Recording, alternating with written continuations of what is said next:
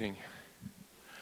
I see they've given me a flashlight in case things fail, but I can promise you there'll be ample illumination tonight. Thank you for coming.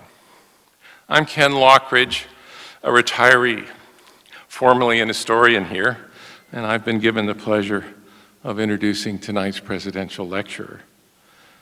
The presidential lectures originated under the sponsorship of President George Dennison, who's here tonight, and have been ably administered by my colleague, Professor Richard Drake, who's here tonight. Tonight's lecture is, at least for the history department, also a special one, because it's the Ezio Cappadocia Memorial Lecture named in honor of two remarkable donors uniquely committed to the humanities in all their best senses. So we give thanks for them and for their support. Tonight's speaker has for half a century, I probably shouldn't remind him of that, has for half a century been our country's most incisive and wide-ranging analyst of the origins of American foreign policy and of the American empire. If you don't think there's an American empire, you've come to the right place. His first work, The New Empire, which appeared in 1963 and was reissued in 1998, was a sophisticated look at the complex policy imperatives that led us to seize Cuba, Puerto Rico, and above all the Philippines in what was called the Spanish-American War, but was much more than that. Our guest has ranged widely in his studies of American foreign policy and of American expansion, in even the most subtle forms.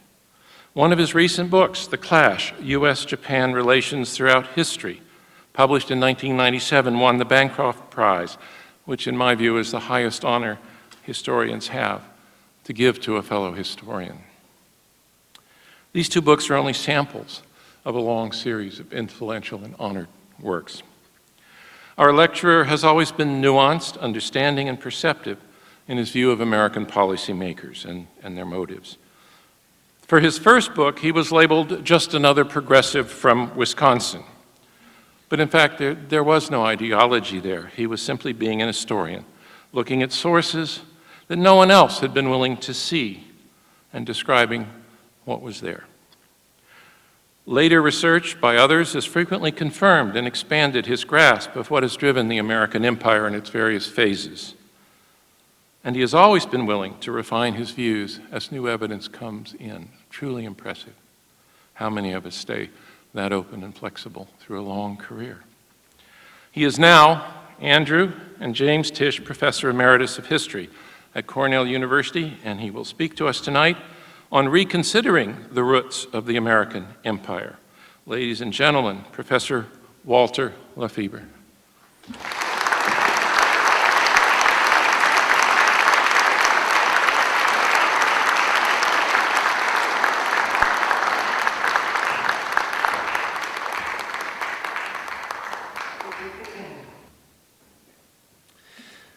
Thank you, Ken, and thank you, ladies and gentlemen. Please pardon my voice. I had an hour-and-a-half seminar this afternoon in which I got carried away and talked way too much, which is an occupational hazard that some historians have, including me. I'm very grateful for this invitation. I want to thank President Dennison for the honor of meeting him, talking to him, a fellow historian, and for his support of this lecture. I'm deeply honored to begin this series of lectures this year. I'm very grateful to Helen Cappadocia. When Richard Drake invited me, he said that the lecture was named for our revered Canadian historian. And after being here now for several days, I understand what Richard meant when he used the word revered. It's a great honor to give the Cappadocia lecture. I'm also very much indebted to Richard and Lori Drake for their hospitality, for showing me around this magnificent campus. It makes me feel very much at home. Coming from Ithaca, we have a campus much like this, with the hills around it. and the town down below it. And I felt when I woke up this morning that I was back in Ithaca, about ready to teach a regular class. It's a beautiful area. The last time I was through Montana, as I mentioned to some people who asked me if I'd ever been out here before, and I could say, yes, I have been. It was 55 years ago when my wife and I drove through a part of Montana on our honeymoon on the way to Stanford for our graduate work. And I said, someday I'm going back to Montana. It's a very beautiful, beautiful area that we drove through. And tonight I finally made it. So I'm very grateful. In the discussions the last day or two, and particularly this afternoon, there's been a lot of discussion about the nature of the American empire as it evolved over the last 10 or 15 years, whether it should be called an empire. What's the nature of the empire? Is it worth dying for? As nearly 5,000 Americans have died overseas for this empire. The question of American empire, it seems to me, is interwoven with the idea that is much more common to many of us, and that is the idea of the American century. The idea that the late 20th, early 21st are going to be American centuries. Now, this is something that actually occurred late in American history. The United States started moving overseas in the 19th century. The idea that the United States would be the #1 power, that we would define essentially what the world is going to be, that it would be an American century, not a British century, not a Russian century. It would be an American century. That phrase occurred relatively late. It occurred in 1941. And as I'm sure many of you know, it was a phrase that was coined by Henry Luce, who was the founder and editor of the 3 most powerful magazines of that day, Time, Life, and Fortune. Luce was a person who believed in early 1941 that we should be involved in World War II, that essentially our existence was at stake, and that President Franklin D. Roosevelt was not taking us into that war rapidly enough. Luce was not a Democrat. He was not a pro-FDR person. He was a person, indeed, who was a staunch Republican, and he hated FDR. And one of the reasons he hated FDR was because FDR was not taking us to war. And so in February of 1941, Luce wrote a series of editorials in Life magazine that caused a tremendous stir in the United States. And in this series of essays, he essentially laid out the case why the United States should go to war. This is 10 months before the attack on Pearl Harbor and the actual American entry into war. As I say, it caused a furor, not so much because of Luce arguing that we should go to war, but because of who Luce was and what he represented as a conservative Republican in 1941. His argument can be pretty well summarized, I think, by taking the last points of his article and noting what they were. And the way he summarizes this argument for the American century, this argument, what it really is, this argument for going to war in the early part of 1941, what he says is, we must go to war to create a new American century because this is the only way, he says, in the first place, we will ensure a free and open economic system around the world, and more importantly at home. Because, he said, if there is not a free and open economic system in the world, there will not be one in the United States. The United States cannot exist if Nazism or fascism, he didn't have much to say about Japan at this point, if Nazism or fascism begins to organize societies, you can essentially say goodbye to a free enterprise system. And consequently, he said, the United States must go to war to protect this before there is nothing left of it. And he was convinced that if we didn't go to war, there would be nothing left of the American economic system. And then he added a second point. He said it's very important that in the American century, that Americans go out who are doctors and who are dentists and who are teachers and who are, as he put it very nicely, movie men. That is to say, Hollywood movie producers. In other words, to export American culture. It was not only the American economy he was concerned about, it was American culture. He believed the two moved on hand in hand. It's very odd to see in a series of essays arguing that we should go to war to start talking about Hollywood, or to start talking about doctors and dentists and teachers and professors. But Luce understood that one of the most powerful messages America had to send was through these cultural systems, including Hollywood. He then went on to say there's a third thing that Americans must do. We, he said, must be the Good Samaritan. That is to say, there's a lot of hunger and a lot of suffering in the world, and the only way to make sure that an American century existed is for Americans to go out and to act as the Good Samaritan. This again was odd. I mean, it played to American feelings about what American mission was in the world in the early 1940s. But it's rather stunning to see somebody say we should go out and essentially be philanthropic in the world. This is not the way diplomacy usually reacts. And yet he understood that he was playing to a gut feeling of the American people when he made this proposal. And it's interesting to note that by the late 1940s, early 1950s, this was actually happening. And as we know, it's certainly happening now, where American academics, American medical staff, and not to mention Hollywood, which is one of the most pervasive cultural factors in the world, has indeed done what Luce asked them to do in February of 1941. And then he came to the last point, and he said, we need the new American century, and we will have the American century if we go to war. And with this American century, he said, we will have life, liberty, and can have the pursuit of happiness. In other words, we will fulfill the promises of the founders of this country. And the only way we can do this, the only way we can make sure that this system operates properly the way the founders told us it should operate in the Declaration of Independence and in the Constitution, is to go out and accept the fact that we were fated to create an American century. Now, looking back at that, there's one very interesting part of that fourth section that he left out. When he talked about how Americans should go abroad, and teachers, and so on, the one thing he did not say is we should then go overseas and teach them how to use Woodrow Wilson's phrase from World War I, elect good men. There was nothing in Henry Luce's American Century essay which said there should be elections overseas and we should befriend the nations that have elections. I want to come back to this later in the lecture. But when I read this, I hadn't read it for many years. And when I went back and read this a couple of years ago, I was stunned. And I kept looking for where does Luce talk about the need for elections?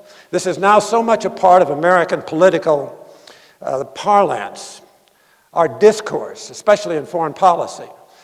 And yet Luce wouldn't have any part of this. And I think you can guess why. There were elections in World War I that had produced communist governments in Eastern Europe. And the president in World War I was, of course, Woodrow Wilson, who said that we were going to war in 1917 to make the world safe for democracy. And it turned out to be a tragedy. Wilson could not do this, and he ended up befriending nations which were not at all democratic, which were actually quite dictatorial. And he ended up essentially apologizing at the Versailles Peace Conference and protecting the British and French and the Japanese colonial systems, which certainly didn't believe in free elections. So when Luce came to what we should do as the founders told us, the one thing he did not talk about was free elections. And as I say, I want to come back and deal with this in a moment in another context. Luce's view here is narrow, but it's very precise, and it's beautifully argued, and it had a terrific effect. It opened up a debate in the United States, which in a sense is still going on. Some years ago, several colleagues and I did a book on 20th century America, and we decided we'd call it the American Century. We did not know that many other people would ever use this title. We thought it was a very apt title until we looked at the bibliography and we found out there were 6 other people who used the phrase American century. And I noticed over the weekend there's now another person who's just published a book called The American Century. But 2 years ago, a person, David Mason of Ball State University, published a book called The End of the American Century. And that's also now being picked up. In fact, last year, Richard Cohen, who was a columnist for the Washington Post, wrote an editorial column in which he said, quote, "The American century is now dead." What he was doing was looking at Iraq and Afghanistan particularly, but I think he was also looking internally. This was during the worst times of the economic recession, of course, and he was looking at the American political situation a year ago, which was quite chaotic, and he believed that the American century had passed. I was interested in, when I tried to follow up the reactions to Cohen's editorial in the Washington Post, and one of the reactions I ran across was a person who actually was a participant in this presidential lecture series, Andrew Bacevich, who was here, I believe, 4 years ago. Bacevich, as you know, was a U.S. Army officer who retired as a colonel in the early 90s, teaches at Boston University, and he has written several best-selling books on American foreign policy. Bacevich wrote a long article in which he said, Cohen is exactly right. Only this time we better do it correctly, Bacevich said. This time we better make sure it's dead by hammering a dagger through its heart. In other words, Bacevich did not want any chance of a resurrection of the American century. That's a very different perspective on what Americans had given to the world than Luce hoped in 1941 we would give to the world. Bacevich said, you know, the Victorian era is used to categorize the 19th century. The American century is used to categorize the late 20th and early 21st century. And as far as Bacevich was concerned, it was, particularly as that century came to a close, it was essentially a study of failure and of atrocity and of needless interventions. The whole discussion of American century had essentially switched from Luce's great hopes of 1941 to the hope of a very respectable historian and a retired Army colonel saying that he hoped that we'd be sure it was dead this time by driving a stake through its heart, and Richard Cohen in the Washington Post saying, essentially, don't worry, it really is dead. Now, how fast this has happened is the point, one of the points I want to make tonight. If you go back to 1989-90, you'll remember that there was a best-selling book by Frank Fukuyama. It was actually beginning an article, a long article that Fukuyama wrote called The End of History. Fukuyama wrote this book in 1989, or this article in 1989, and then wrote a book in 1992 with the same title, The End of History. At the end of the Cold War, and what Fukuyama argued here, of course, was that the Cold War not only was over, but the ideological debates in the world were over. Liberal capitalism had won. This was the end of the argument. This was the end of a history that had begun in 1806, 1807, as he laid it out.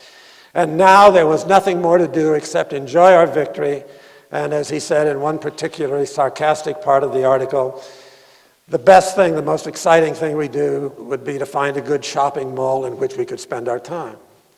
The political debates were over. The foreign policy debates were over.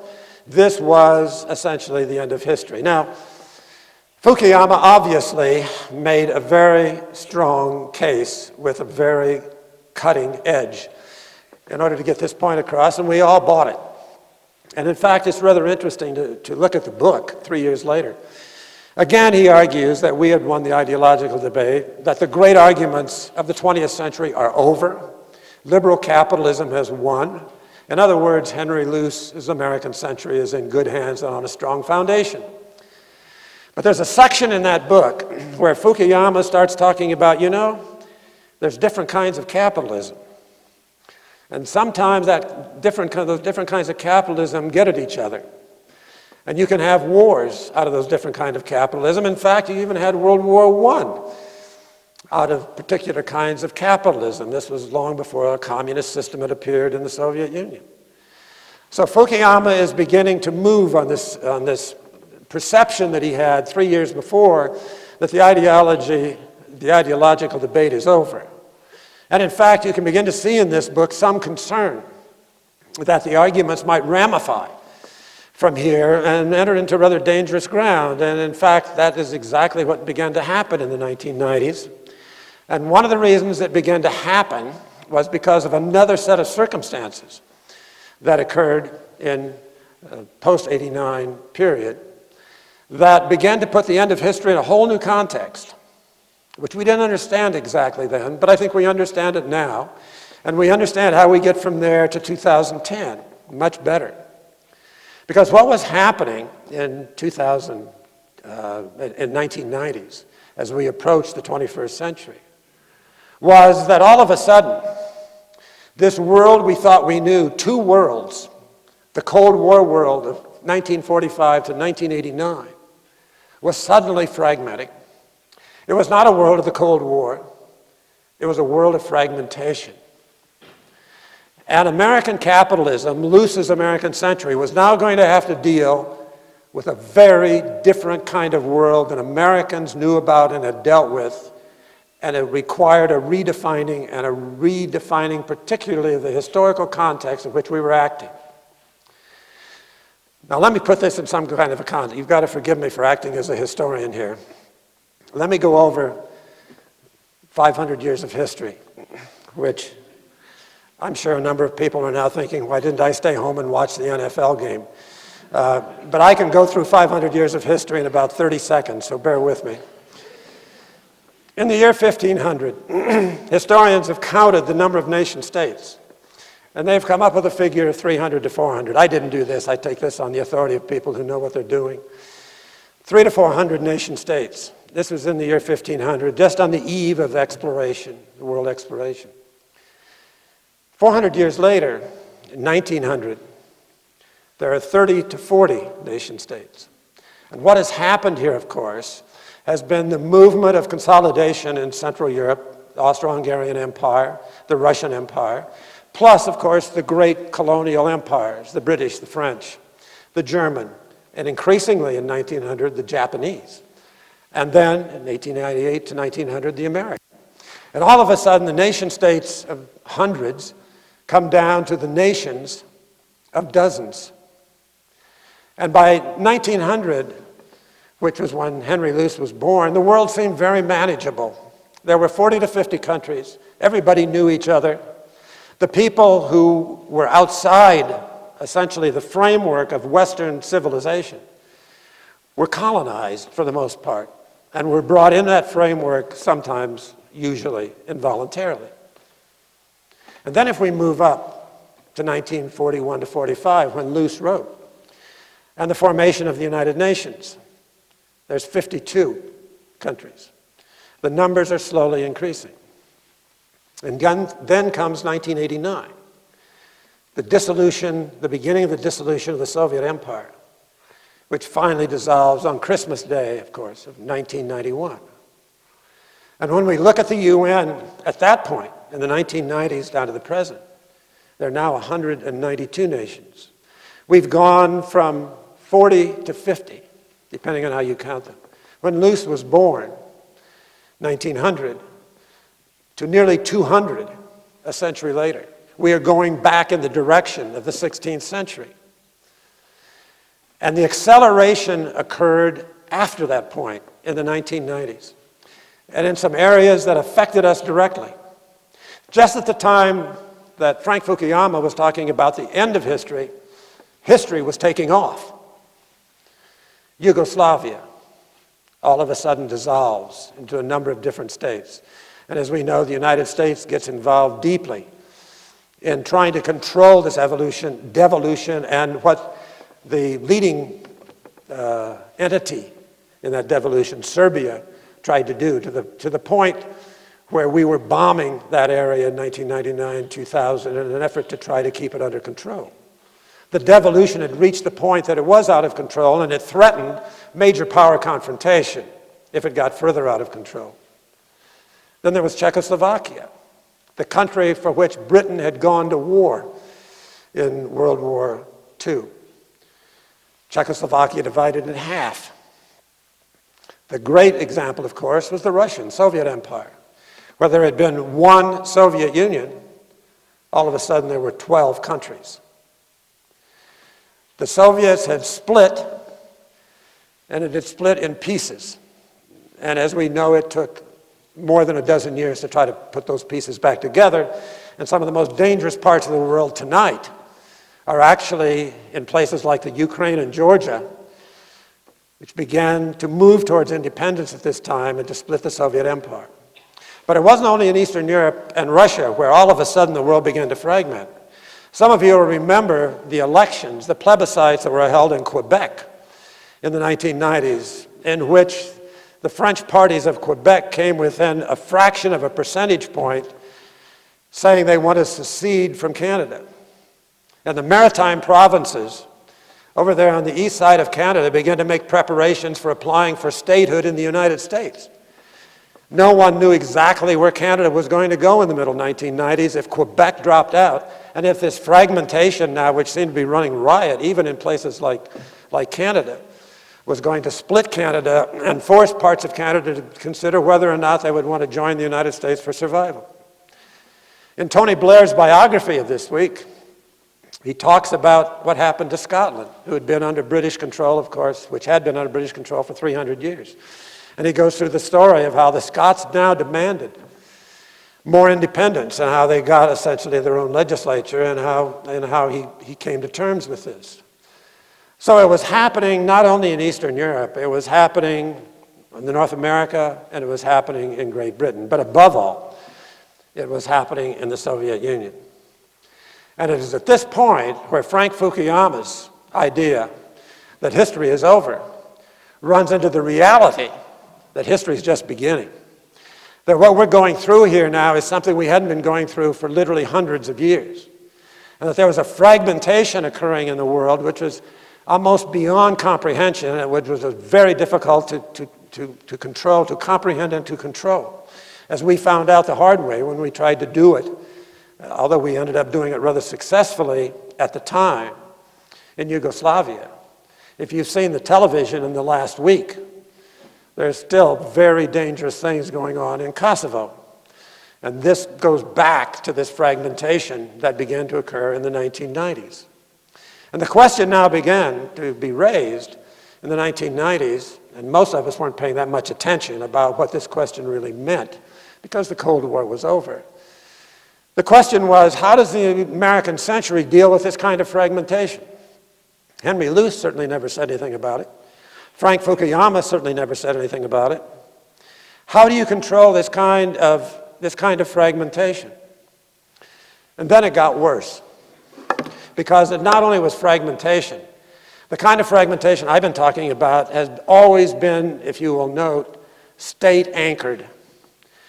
What came out of Yugoslavia were other states. What came out of Czechoslovakia were 2 other states. What came out of Russia were a dozen other states. It was always state-anchored. But in the early 1990s, something else appeared that added to the fragmentation and accelerated the fragmentation and changed the nature of the fragmentation. And that was the appearance of terrorism. Now, this was a very particular kind of terrorism. As I'm sure many of you know, it's been on television a lot in recent months. Terrorism, in a sense, is first noticed in a major way, affecting us. In 1972, when Israeli athletes are killed in the Olympics. But we knew that that was state-related. We knew that was state-related terrorism. We knew that when the Pan Am bomber, the Pan Am plane was shot down in 1986 and killed several hundred Americans, we knew that was state-related. It was tied up to Libya.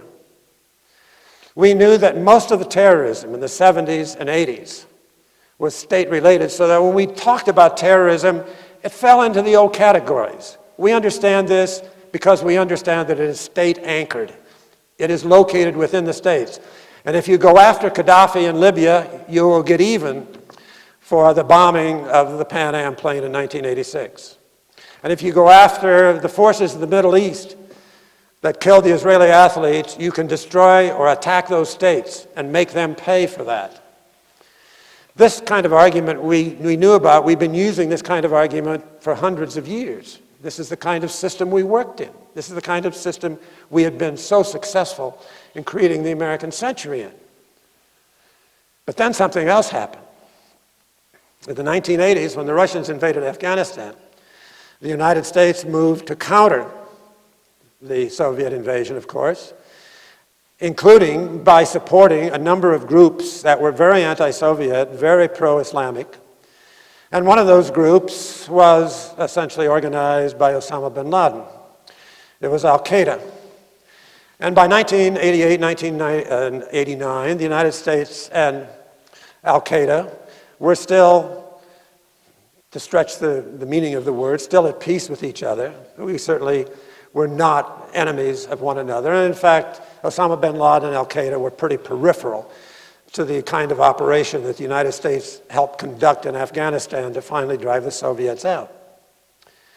But in 1990, as we also remember, Saddam Hussein, the dictator of Iraq, invaded Kuwait, and the United States, under the leadership of George Bush and Jim Baker, very quickly moved in and forced Saddam Hussein to retreat, to go back to Baghdad.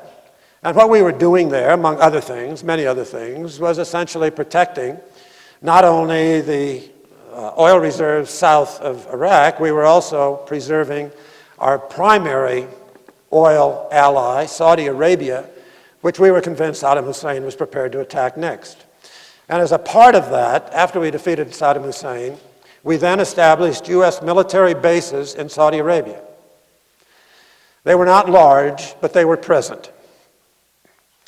There are some 750 American military bases around the world. I mean, when you talk about American empire, this is one component of it. But one of the very smallest components of it was the bases, particularly the air base in Saudi Arabia. But it was that base in Saudi Arabia that was particularly important in setting off Osama bin Laden.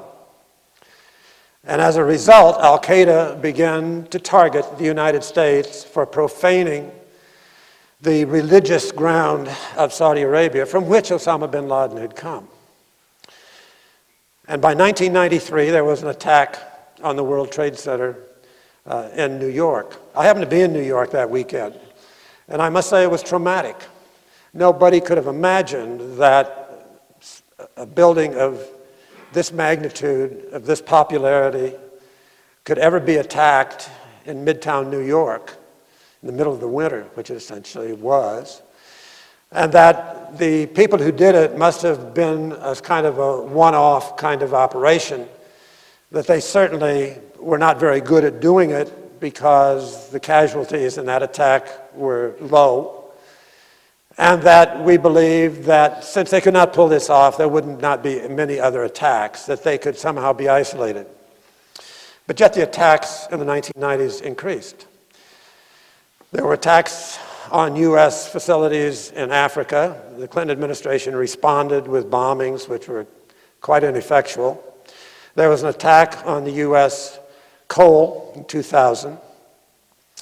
And there was the near catastrophe at the Los Angeles airport when an Al-Qaeda associate was arrested coming across the Canadian border on his way to blow up a part of the Los Angeles airport.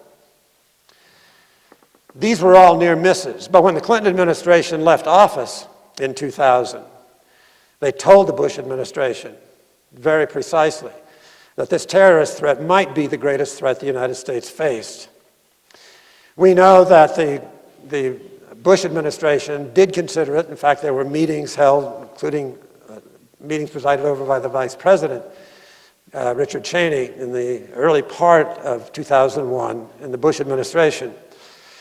But through the summer and the fall, other objectives of the Bush policies came between the administration and that last warning the Clinton administration had given the Bush administration about terrorism.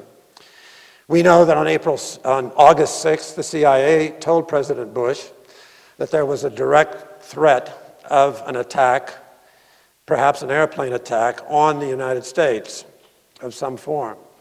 That was not followed up. There was a meeting on September 4th about this. It seemed to be a pro forma organizational meeting. And then, of course, came September 11th. The context for this is what I want to emphasize. The attacks of September 11th were several other things than simply al-Qaeda attacking the United States for creating bases in Saudi Arabia. In the larger framework of things, I want to emphasize that they were, in the first instance, a part of this fragmentation I've been talking about. This world that is beginning to fragment and to decentralize and to pluralize in a way that Americans nor anybody else had really ever seen for a century or more. And that it was further complicated and made even more dangerous because there was no state anchor here. You could not go to a state capital and negotiate. You could not go to the ruler of a state capital and threaten. This was not the case. Instead, all we knew was that al-Qaeda was in Afghanistan, we thought, and that it might be possible to get to al-Qaeda by attacking Afghanistan. And President Bush, of course, asked the Afghan government to surrender al-Qaeda. It refused, and so the United States invaded Afghanistan. One of the most interesting parts of that is, of course, by the end of 2001, it now seems that we had the al-Qaeda leadership, including Osama bin Laden, pretty well surrounded in Tora Bora on the Pakistani border. And through a series of missteps, which have actually been nicely itemized in the accounts of several journalists who were there, Osama bin Laden and the al-Qaeda leadership got away. And one of the reasons it is alleged they got away, including by some of the journalists who were there, was that some of the language specialists and some of the country specialists in Afghanistan, and particularly some of the specialists on Islam, were pulled out of Afghanistan in preparation for an attack on Iraq sometime in 2002 or early 2003. So what we have by this time is supposedly an American century, but an American century which is facing something it has never faced before. A fragmented, pluralistic world in which we are directly attacked by a country which has no state relationship, which is driven by religion and the belief in the restoration of a caliphate, and in the belief that now, in early 2002, the United States is not capable of capturing this al-Qaeda leadership, even though we had it once surrounded in Tora Bora in December of 2001. At this point, George Bush begins to make a series of decisions that lead us into the Iraqi war. And I think one of the ways of looking at this in the context I've laid out to you is to look through the series of policy justifications he gave for the invasion of Iraq, because it fits into what I've been talking about here tonight. Quite clearly, by the middle of 2002, the decision had been made that there was going to be an attack on Iraq. Now, the reasons for that, I think, were several, and they were not exactly the ones that Bush gave us publicly. When he was asked about the invasion of Iraq, why we would invade Iraq, he went through a series of reasons, almost chronologically. The first reason he gave was that Iraq had weapons of mass destruction, and that Saddam Hussein, in fact, used weapons of mass destruction against his own people in the 1980s and early 1990s, so he must have these weapons. And in fact, Vice President Cheney talked about the possibility even of Saddam Hussein attacking the United States. It's not exactly clear how Saddam Hussein would get from there to the United States to attack us. But the assumption was, and the atmosphere in the United States was such, that we believed if we could be attacked by al-Qaeda, certainly Saddam Hussein probably had some kind of ability to attack the United States in some form. And as a consequence, in February of 2003, Secretary of State Colin Powell went to the United Nations and made the case that Saddam Hussein had weapons of mass destruction. We now know that that was a fraudulent case. And indeed, Secretary of State Powell has admitted it himself. It was the low point of a very distinguished military and diplomatic career. But as he talked, the head of the CIA, George Tenet, was sitting in back of him. And if you look through the newspapers of that time, several things are striking. One is how the CIA and other government organizations, other government bureaucracies are supporting Powell on this, and how many American newspapers, and I might say academics, are supporting Powell's analysis of how Saddam Hussein has weapons of mass destruction and how quite clearly he is willing to use them. If he used them against his own people, he's certainly willing to use them against us. What we tended to miss at that point was when Powell finished, Hans Blix then moved into the speaker's podium. Hans Blix was the UN inspector who had gone through Iraq along with a number of colleagues. And he had done this several times. And he reported to the UN after Powell's speech that they could find no weapons of mass destruction. And again, if you go through American newspapers at that time, what's interesting to me, we're now dealing with a great challenge to the American century. How are we going to approach this? How are we going to think about this? Hans Blix is essentially dismissed. We will put our confidence in the Secretary of State, even though Blix quite clearly has evidence, and he's presenting it to the UN, that Saddam Hussein does not have weapons of mass destruction. So the invasion is carried out, and after the invasion is completed in 2003, US inspectors go in, and as we know, they found no weapons of mass destruction, none. By the fall of 2003, President Bush has pretty well come to terms with this and has acknowledged that Saddam Hussein had destroyed those weapons early. Saddam Hussein would not have admitted it publicly because what he was really afraid of in the 90s was not the United States. He was afraid of neighboring Iran, and he did not want the Iranians to know he did not have nuclear weapons. So he could never come out and say it exactly, but by late 2003, about the time we arrested him out of that basement, it was quite clear that the reason that had been given, including by Secretary of State Powell for the war, that reason was false. And at that point, President Bush offered a second reason. This reason had been raised before, but not exactly as firmly or in the form that President Bush raised it now. And what he said was that the United States knew that there was a connection between Iraq, Saddam Hussein, and al-Qaeda, and that indeed they had met in Prague. This was the episode that they used primarily to argue about an Iraqi Saddam Hussein, al-Qaeda, Osama bin Laden connection. This claim had been made in 2002, 2003. When it was made after the invasion, a number of people went to work in Czechoslovakia and could find no evidence of this, and indeed the Czech government said there was absolutely no evidence. And when people began to examine what had happened in Iraq, one of the first things they realized were that you were talking about a highly secular regime which trusted nobody, with Saddam Hussein at the head of it, suddenly dealing, according to these allegations, with a highly religious regime and a highly secretive regime.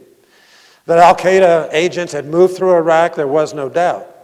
That they didn't stay there very long, there wasn't any doubt about that either, because Saddam Hussein moved them on. There was no evidence for this second reason that President Bush offered us. And as a result, President Bush offered us a third reason that came out in the fall and the winter of 2004, 2005, and indeed was climaxed by one of the most interesting presidential inaugural speeches that I think has ever been offered in the United States. This is the inaugural speech of President Bush in January 2005. A very eloquent, well-drafted speech in which he starts talking now about the need to export democratic creeds. Democratic creeds, that is to say, democracies, which implies elections. And that the United States, the implication is, and he later spelled this out more fully, that what we were doing in Iraq was essentially creating a democratic state. that could sit safely in the middle of the Middle East and not threaten us, threaten our crucial ally in the area, Israel, or threaten anybody else as a democratic state. And then Bush said in his inaugural, as some of you might remember, in the very next sentence, and when we do this, we will eliminate tyranny from the world. That is one of the most remarkable statements anybody who is responsible in American politics has ever made. That by doing this, we will eliminate tyranny. And when I saw that, I thought, there are many Americans who will take this literally. That it's quite possible to eliminate tyranny by exporting the democratic creed. Or to put it another way, and I think this is a way that probably the leading political philosopher of the 20th century, Reinhold Niebuhr, would have put it, we will change human nature and not have tyranny anymore by exporting democratic creeds. Because that's what I understood President Bush really saying. That is a remarkable formulation. When you start talking about removing tyranny, you're starting to talk very, very much about human nature. And when the founders, as I'm sure you'll recall, when Madison and Hamilton particularly talked about this, the Federalist Papers, and when Madison talked about it at the Constitutional Convention, the one thing they agreed on was, and Madison spells it out in Federalist Number 10, the one thing they agreed on was you cannot change human nature. You can only control it. And the way Madison and the other founders had set up the American Constitution was not to change human nature. As he says in Federalist 10, you take human nature as it is, and it can be evil as well as good. It's a mixture. And then you create a political system which can control that human nature. The Bush policy here, the Bush pronouncement, runs against a long series of themes in American politics.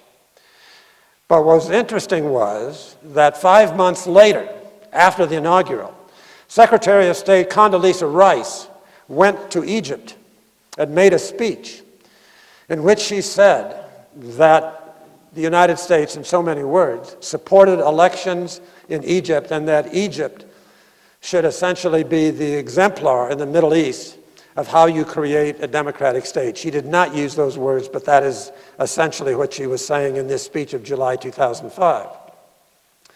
Now, the person who is the head of the Egyptian government, of course, is Mubarak, who is a dictator. When Mubarak heard the Secretary of State say this, he essentially agreed to allow an election to occur. And in that election, he allowed a number of the members of the Muslim Brotherhood to come out of jail and to run in that election. The Muslim Brotherhood was the Islamic group that had spawned Hezbollah and Hamas in the Middle East that was pledging Israel's destruction, and by implication, the destruction of the United States as well. But Mubarak now essentially went along with Condoleezza Rice's request in July of 2005 that Egypt lead the way in carrying out President Bush's inaugural address. So the election was held, and to the surprise of everyone, including Mubarak, and I might say Condoleezza Rice, the Muslim Brotherhood won 20% of the vote, even though it had not been allowed to campaign. And immediately, several members of the Muslim Brotherhood went back into jail. The election was essentially voided, and Egypt went on the same course that it had been before the election. And after that point, as far as I can see, Condoleezza Rice made no more speeches about exporting American democracy and removing tyranny in the world. That was essentially the end of it. President Bush did make several other statements, but he would never go as far as he did in the inaugural, and he never instructed Condoleezza Rice to say what she said in Egypt in July of 2005. It's been noted that when President Obama has talked about his conception of what Luce would call the American century, particularly in a speech he gave at Cairo in the early months of his administration. That when he addressed the Islamic world, and indeed when he's addressed the Western Protestant Catholic world, he has never emphasized the importance of elections, and he has been criticized for this. I think there's a reason for that, and the reason is, in the first instance, the experience of George Bush and Condoleezza Rice in Egypt in 2005 as an attempt to use democracy in a way that Henry Luce never would, in order to try to stabilize and democratize a country that we could befriend and support, and more importantly, use as an example for the rest of the Middle East and other parts of the world, since it was quite clear by 2005, 2006, Iraq was not going to be an example of what the United States would hope to happen in the Middle East and the rest of the world. President Obama has been criticized, as I say, for not emphasizing elections. But the one thing I think we ought to understand is that the emphasis on using elections began with Woodrow Wilson and then ended with Woodrow Wilson for a time in 1919 when he was not able to translate making the world safe for democracy into a post-war peace. In fact, it turned out to be such a horrible peace that the United States would not join the League of Nations, and historians agree that it essentially spawned Nazism and fascism in Europe. And as a result, Americans didn't talk about elections or the need for elections. Franklin D. Roosevelt would make statements about the importance of democracies.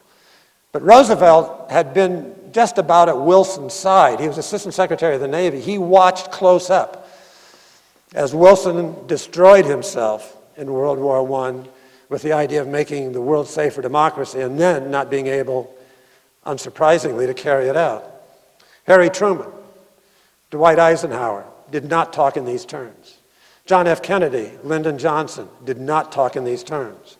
Richard Nixon, in a foreign policy that was quite successful in many areas, did not talk in these terms. It began in the late 70s. The rhetoric, the Wilsonian rhetoric, began to come back in the late 70s, and then with Ronald Reagan in the 1980s, and there was a good reason for it. There was an understandable reason for it. There was an understanding that the Soviet Union was on the brink, that they had a 0% economic increase each year or worse, and that they were vulnerable.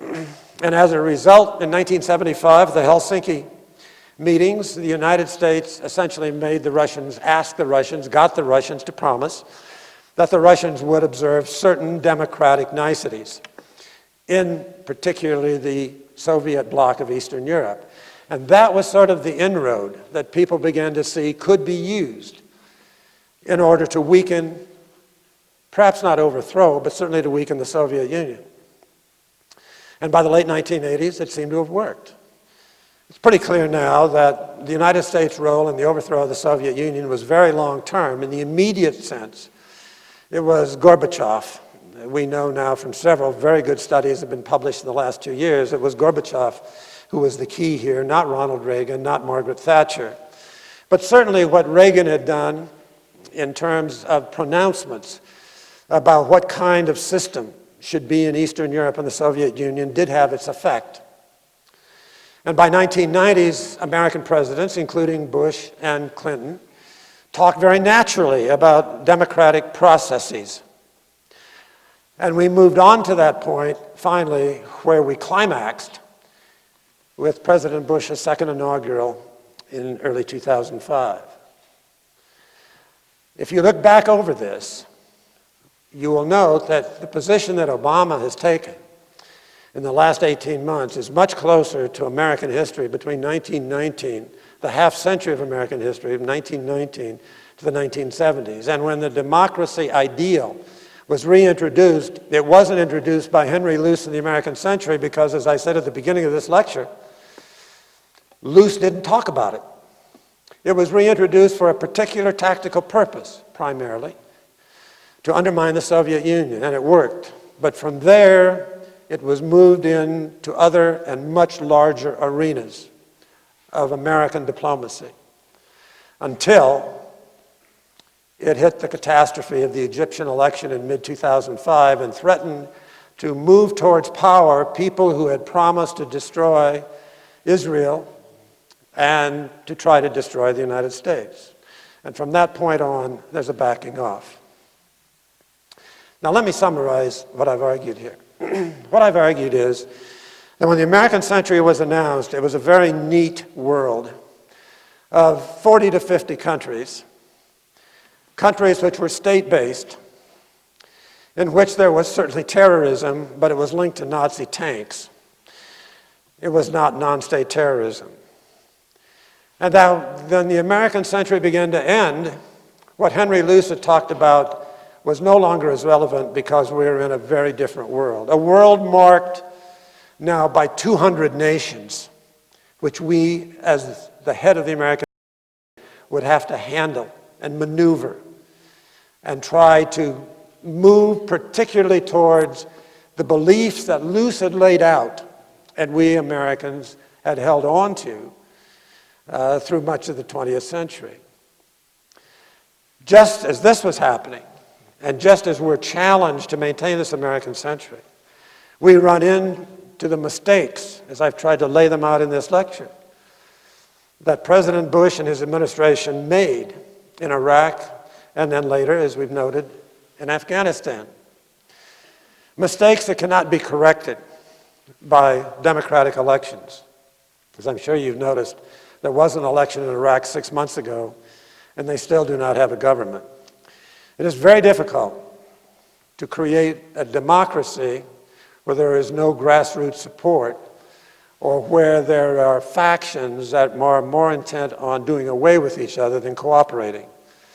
The nature of American democracy is very, very difficult to export, and we have not been able to do it in Iraq.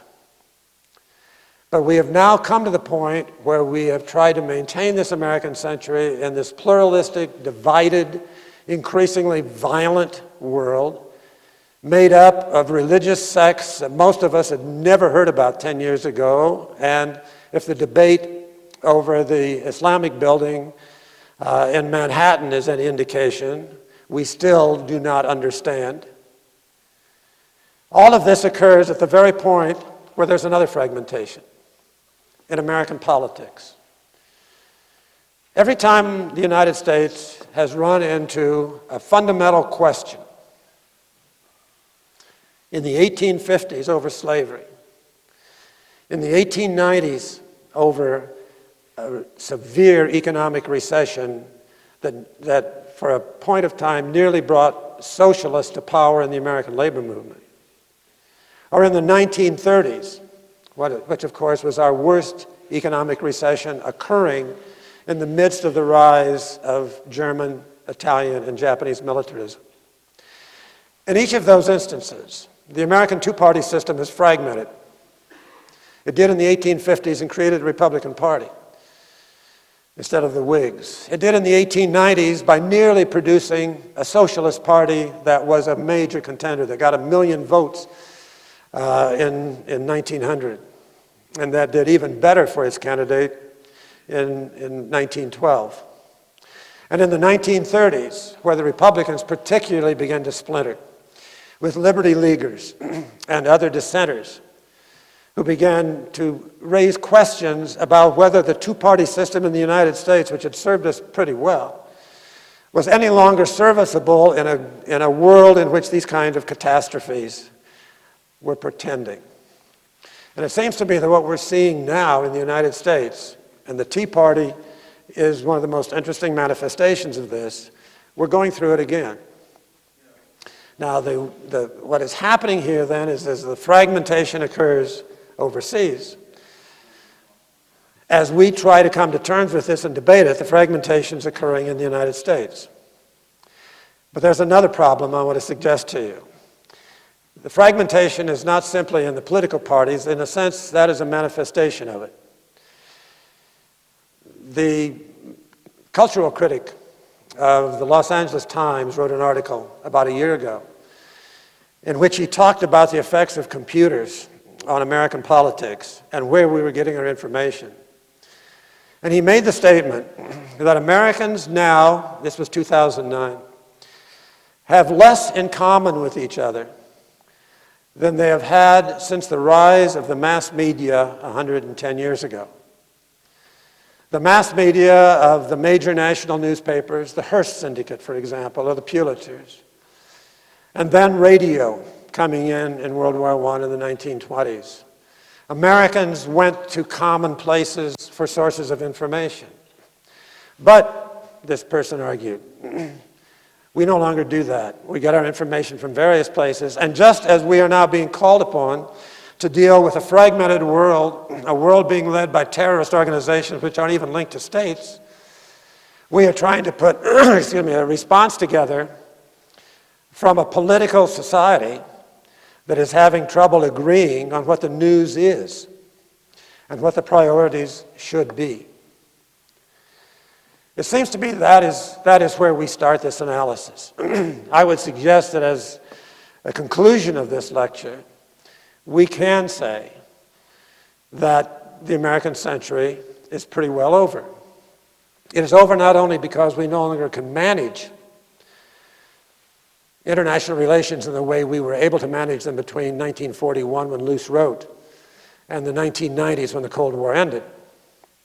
I can also say that if we go back to Luce's first point, that the American century includes, above all, number one, a free enterprise economic system, which should be an example for the world. We can still believe that, and we can still have the faith that that would be the way it happens. But we should also note that China has just passed Japan to become the number 2 economic power in the world. And whereas some experts believe that they would surpass us in 2025, many people now conclude that given our economic difficulties and the speed with which China is moving economically, it could be between 2015 and 2020. And more interestingly, from a diplomatic historian's point of view, China has moved in not only to the Middle East, where they are, for example, buying up oil rights in Iraq, when U.S. companies will not go into Iraq out of security fears. And the Chinese are doing the same thing in Africa. But they are moving in to Latin America, as we have called it in our history because of the Monroe Doctrine, our backyard. And they have particularly moved in to the number 1 country in Latin America that had been, in the eyes of William McKinley, in the eyes of Franklin D. Roosevelt, and in the eyes of Henry Kissinger, our primary ally in Latin America, Brazil. Brazil is now an oil-rich country, as they've discovered over the past few years. And they have worked out very close relationships with China. And indeed, recently, China replaced the United States as the number 1 economic partner of Brazil, which for a century or more has been our primary ally in Latin America. Again, not only a fragmentation of American control in Latin America, but now the moving in of a system, a Chinese system, which does not exactly qualify for Henry Luce's belief of a free capitalist system.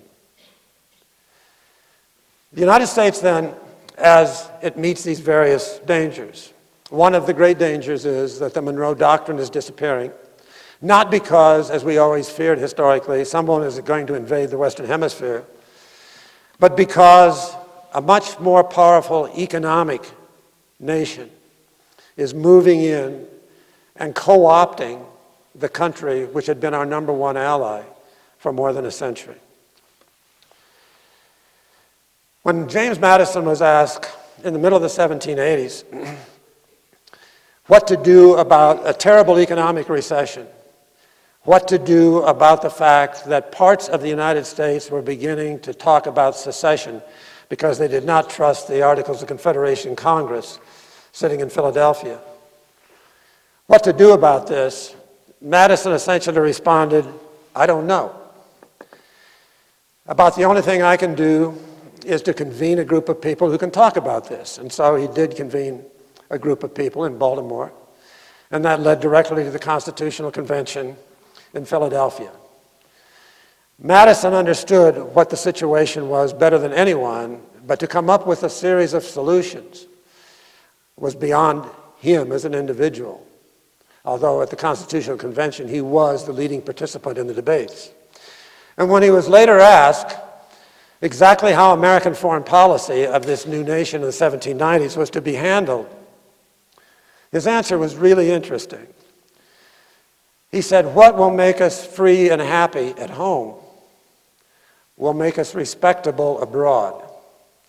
In other words, the success of American foreign policy, the refurbishment in whatever form of an American century, will not begin in the Middle East, and it will not begin in Brazil, and it will not begin in China. It will begin in the United States, where, as I've said, the problems of fragmentation, if not alienation, are very great obstacles to the debate we have to have over what's going to follow the American century. Thank you very much.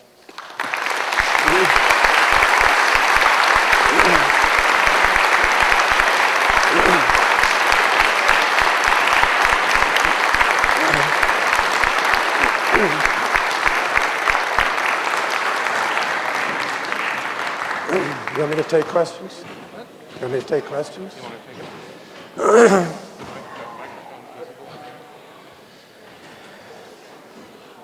We should have microphones set up. One here. Is there one on this side? Yes. So do you have time? How do you feel? Sure. All right. If you want to step up to the microphones, Professor McKeever will call on you one by one, and we'll have questions and discussion. Those of you who have to leave, by all means go, but we'll be glad to have a discussion for those of you who wish to ask questions. It's all yours. I felt it was right, excuse me, to have a couple questions just so you can tell me I'm wrong. And this is the opportunity to do that as my voice is going. Questions? Could you say a few words about global warming? The local, pardon? Global warming? Global warming? This is a case study of what I was arguing at the end of the lecture. The pluralisms in the United States essentially taking over the debate, which is not new. It's always been the case. The evidence for global warming is not the problem. The global warming evidence is overwhelming. The problems for global warming are two others. One is coming together in the United States with some kind of a consensus, which President Obama, as I'm sure you note, has not been able to put together. In fact, he has backed down from acts that people thought he would propose on global warming. But once that problem is resolved in some form or some compromise is worked out, there's still a second problem, which is that a number of nations want no part of what many Americans have in mind for handling global warming, and among those nations is China. The Chinese view is that American policies on global warming are very self-serving and are to be primarily, to start with, dismissed, as the Chinese indeed did in the last conference, international conference, the end of last year, that I know about on global warming. So the problem of global warming is not the scientific evidence. The problem of global warming is the old one of politics, political cooperation at a time when American politics are fragmenting and world politics are fragmenting. Just at this time, we've suddenly confronted one of the great problems and potential catastrophes over a period of time, and whether we can get the politics together and overcome the pluralisms to deal with an issue which is scientifically measurable in many of its respects, not all I know, but in many of its respects, and in which there was a fair amount of consensus internationally, at least before the economic problems hit much of the Western world in 2008, 2009. Right now, the prospects for legislation dealing with global warming, I do not think are at all optimistic, for some of the reasons I mentioned in the lecture about the fragmentation. Other questions? You've mentioned the fragmentation within the U.S. There's also a lot of attention being given to polarization. That is, rather than dividing into a whole bunch of little sections, that really we're divided, and we're overly emphasizing partisanship. So could you speak to that? And why fragmentation, in your view, is more important than the partisanship, which seems to a lot of people to be a major problem now? Sure, thank you. I'm all for partisanship. I think most Americans love partisanship. Foreign visitors who came here in the 1820s, 1830s, or the 1920s, 1930s were always struck by how Americans were always having elections. It seems like you have one election in the United States, British observers would say, and next week there was going to be another one, or at least next month or next year. Americans were always in the mode of politicking. Partisanship is in the American grain, and it is something that has not set us apart, but which is something that we have used very creatively, both in terms of our party formulations on the national level and especially on the state level. We are so partisan that there, of course, are not two parties in the United States. There are 100 parties, 50 Republican, 50 Democrats in each state. Each state has a party. And they really work independently of each other. And we've always gotten along quite well doing this, with the one exception, a significant exception of 1861 to 65. But we finally came out of that. And although, as I said in the lecture, we've had several different instances, and the present circumstances are beginning to convince me that we're in one now, of the 1850s, 1890s, and 1930s, where partisanship did fragment and did get out of hand. It was always brought back in. Americans have been really quite intelligent about the limits of this partisanship and about the limits of this political power. Sometimes the limits are defined by our ennui. Many of us simply aren't that politically involved. Very often they are, as Madison told us they would be, they are determined by our interests, particularly, as Madison says in the Federalist Papers, our economic interests, which are going to lead us to be partisan, but also to be stable, because we want to make money. We want to be able to predict what our social and economic futures are going to be. And in that sense, we've worked out a pretty good system. The thing that I think we have to be aware of is that there were times in our history where, to pick up one point the questioner made, there were class as well as other kinds of distinctions that helped divide Americans, particularly in the 1930s and particularly in the 1890s, where there were class distinctions which were extremely dangerous. That's one reason the Socialist Party did as well as it did in the generation after the 1893 Depression. And we have to be aware of that history, and we have to be aware of how this can happen. It is not automatic that factionalized political groups, whether they are the know-nothings of the 1850s or the Tea Parties of 2010, automatically come back into the consensus which has essentially been able to govern this country very well, with the exception of those 4 years of civil war.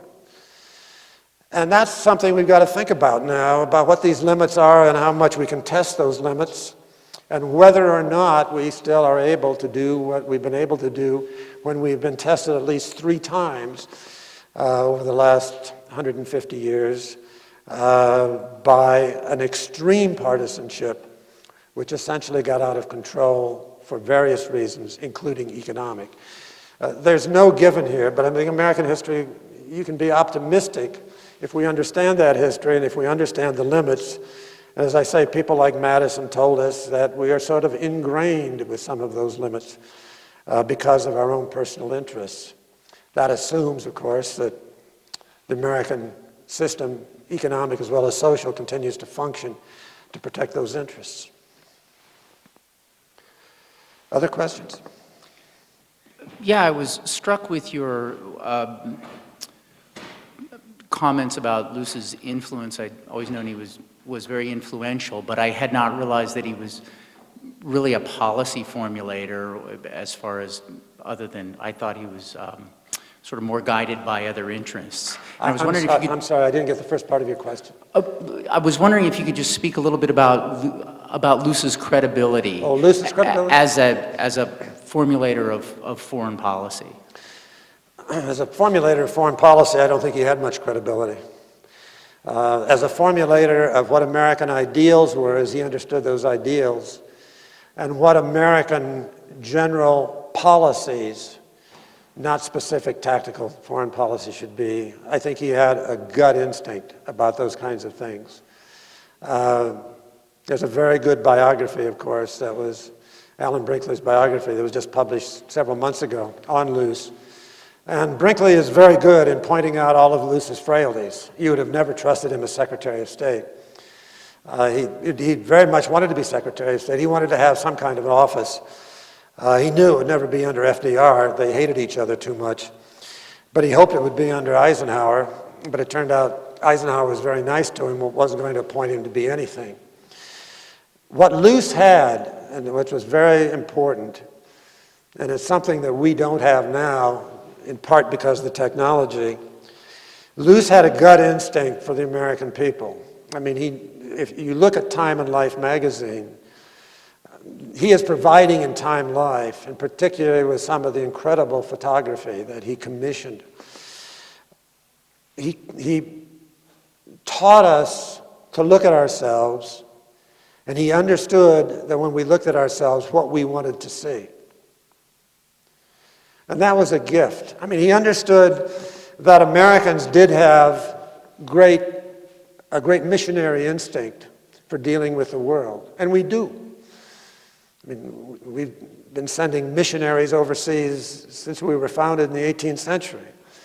And although we talk about ourselves as isolationists in the 19th and 20th century, American missionaries, American authors, not to mention American products, were all over the world. And Luce understood this. What he understood was that in 1941, when everything was at stake, we couldn't pull the trigger.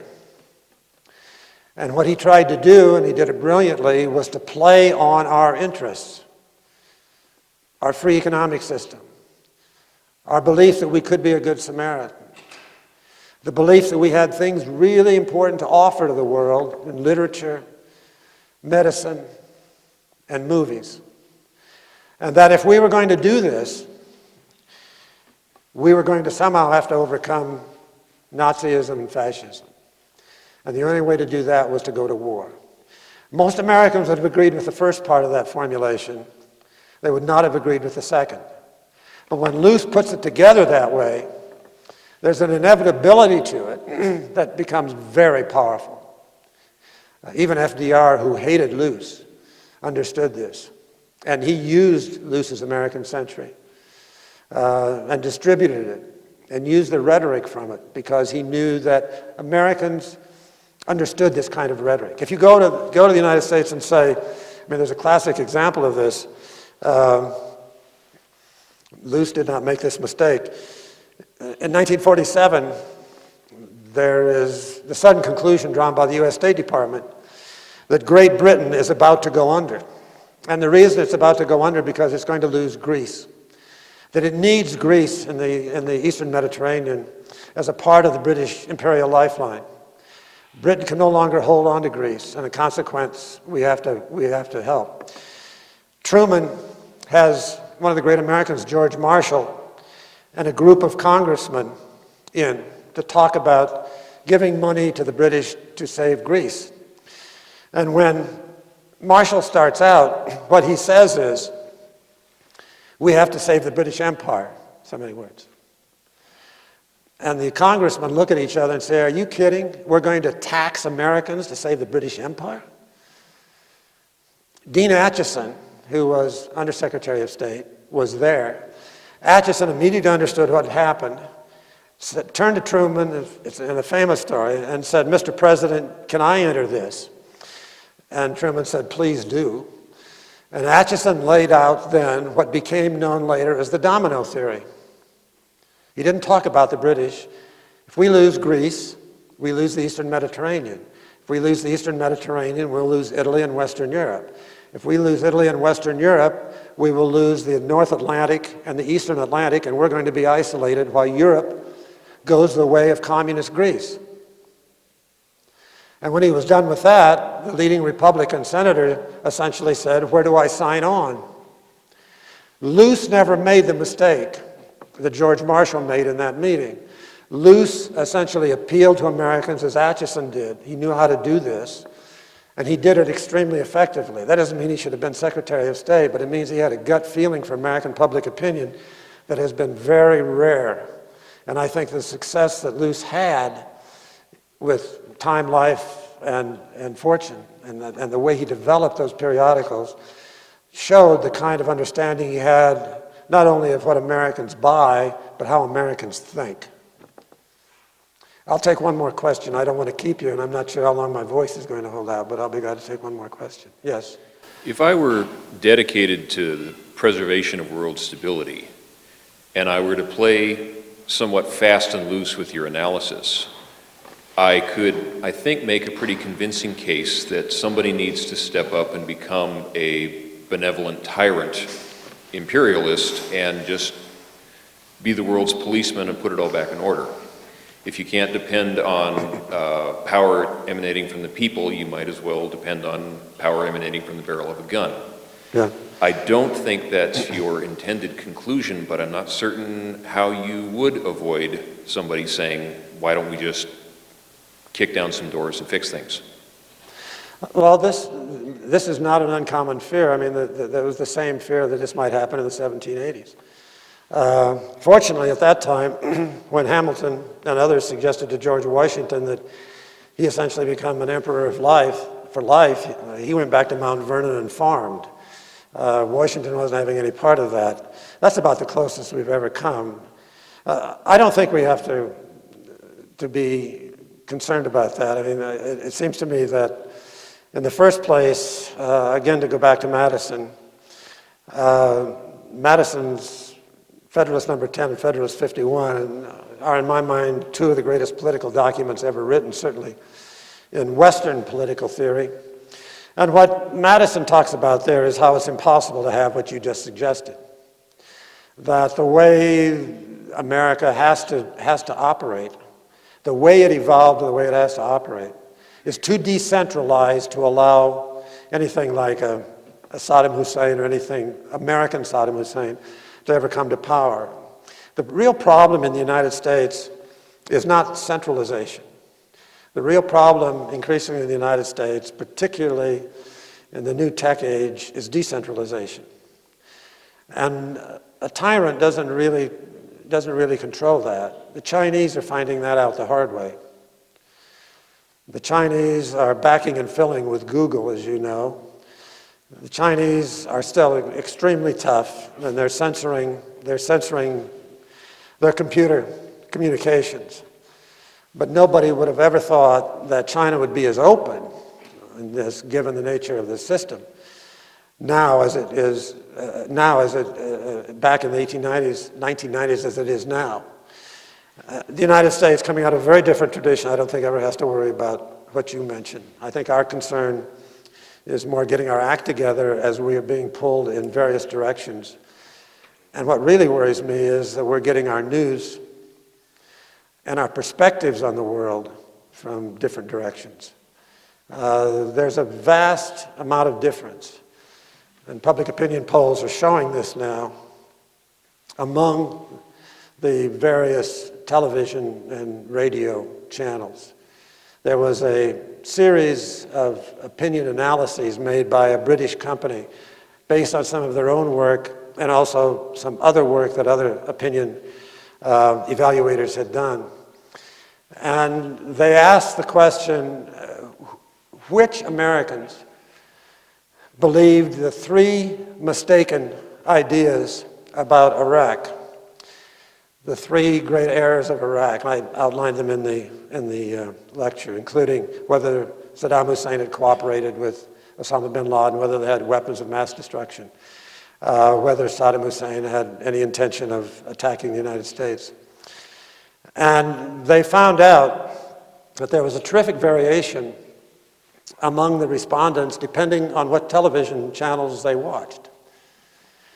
One of the most watched television channels we now know is Fox. And 80% of the respondents who watched Fox got those 3 points wrong. They had essentially been miseducated. But the people who watched CBS, 71% got them wrong. And the people who watched ABC, 60% got them wrong. NBC was 47%, and it was only the people who watched or listened to PBS at 23% that had gotten the facts right and were pretty well educated. Now, when you look at those figures, the next question is, how in the world are we going to educate a democracy with that variation of information? That was the kind of problem I was trying to define at the end of the lecture. Thank you very, very much. I appreciate your attention.